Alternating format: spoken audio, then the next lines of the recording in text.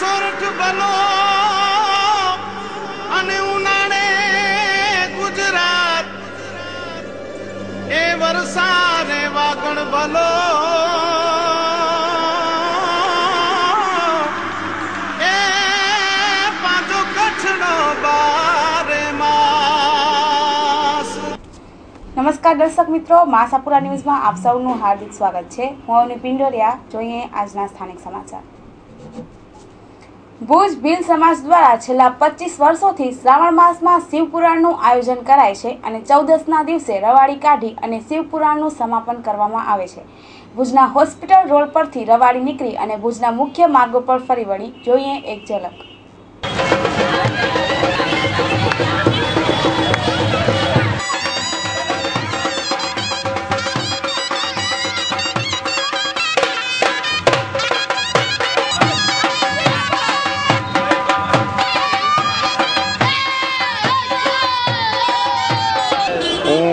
ભુજ ભીલ સમાજનો પ્રમુખ છું અને આયોજન છે દર અમાસના આગલે દિવસે 14ના અમે શોભાયાત્રા કાઢીએ છીએ અને દર વર્ષે છેલ્લા 25 વર્ષથી અહીંયા શિવપુરાણ વંચાય છે અને ભીલ સમાજના તેમજ ધર્મપ્રેમી ભાઈ બહેનો એમાં ભાગ લે છે।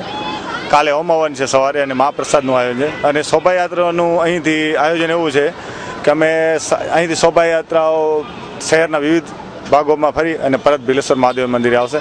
તેમાં ભીલ સમાજની સંસ્કૃતિને રજૂ કરતા એકલવ્ય, જંગલી ભીલ, ભારત માતા તેમજ ભારતીય સંસ્કૃતિને લગતા વિવિધ પ્લોટ્સ હશે। અખિલ ભારત ગુજરાતી સમાજ દ્વારા જે સંસ્થાઓ સમાજ ઉપયોગી કાર્ય કરી રહી છે તેઓના સન્માનનો કાર્યક્રમ ભુજના ટાઉન હોલ ખાતે આયોજન કરાયું। ગુજરાતની પ્રતિભાઓને વિશ્વ ફલક પર લાવવાનું કામ અખિલ ભારત ગુજરાતી સમાજ કરે છે। કચ્છની કેટલીક સ્વૈચ્છિક સંસ્થાઓને એવોર્ડ દ્વારા સન્માનિત કરવામાં આવી હતી। આ પ્રસંગે સવાયા ગુજરાતી અને વડાપ્રધાનના સલાહકાર સામ પિત્રોડાએ સભામાં ઉદ્બોધન કર્યું હતું। કચ્છમાં કુપોષણ, સ્ત્રી નિરક્ષરતા અને ટેકનોલોજીના ઉપયોગનો અભાવ જોવા મળી રહ્યો છે। જેમ ઇઝરાયેલે હરિત ક્રાંતિ કરી હતી તેવી ક્રાંતિ કચ્છમાં પણ શક્ય છે, જે આ ભૂમિને અનુકૂળ હોય તેવી સર્જનાત્મક કેળવણી દ્વારા નવી કરી શકાય છે।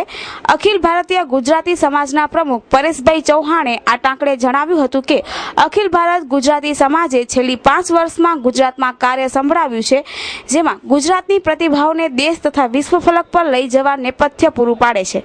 કચ્છની સેવાભાવી સંસ્થાઓ કે જે નિસ્વાર્થ ભાવે કાર્ય કરી રહી છે તેમને બિરદાવવા આ કાર્યક્રમનું મુખ્ય આયોજન કરવામાં આવ્યું હતું। આ પ્રસંગે હરિતા મહેતાએ સામ નો ટૂંકો પરિચય આપ્યો હતો। સમાજના મંત્રી રાજેન્દ્રભાઈ ટાંક અને અન્ય હોદ્દેદારો ઉપસ્થિત રહ્યા હતા।